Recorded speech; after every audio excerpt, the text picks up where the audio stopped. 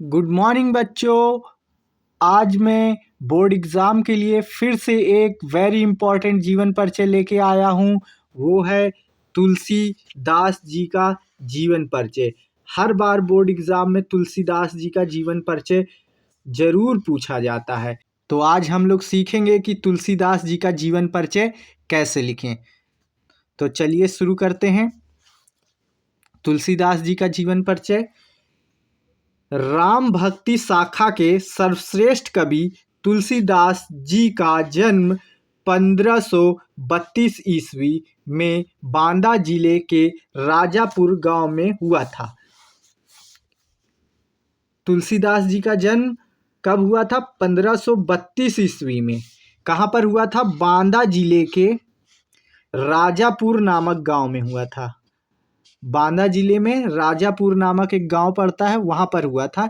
इनके बचपन का नाम राम बोला था। इनके बचपन का क्या नाम था बच्चों? राम बोला। क्या आपको पता है कि इनका बचपन का नाम राम बोला क्यों था? क्योंकि जब ये पैदा हुए थे तो इनके मुख से सबसे पहले कुछ शब्द निकला था, तो वह था राम। इसीलिए इनका नाम राम बोला पड़ गया। ठीक, अब हम देखते हैं आगे। इनके पिता का नाम आत्माराम दुबे तथा माता का नाम हुलसी था। इनके पिता का नाम क्या था बच्चों? आत्माराम दुबे। इनके पिता का नाम क्या था? आत्माराम दुबे तथा माता का नाम हुलसी था।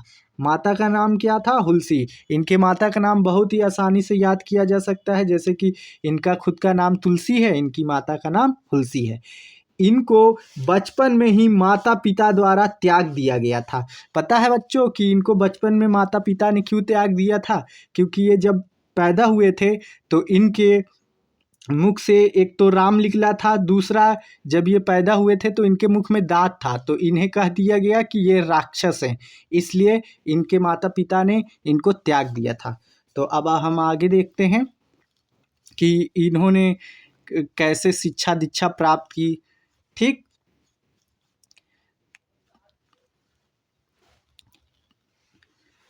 तो तुलसीदास जी ज्ञान तथा भक्ति की शिक्षा प्रसिद्ध संत बाबा नरहरि दास से प्राप्त की।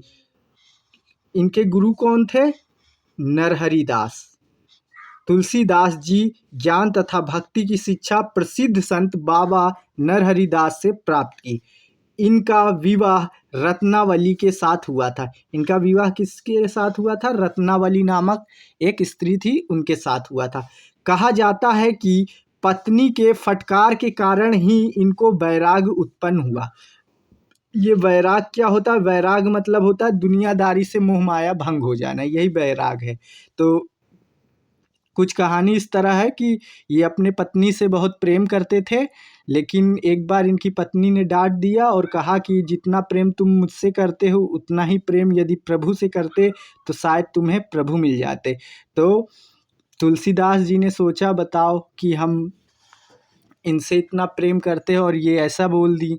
इसलिए उनके दिल में बुरा लग गया और फिर वो राम भक्त बन गए और जीवन पर्यंत राम जी का गुणगान करते रहे।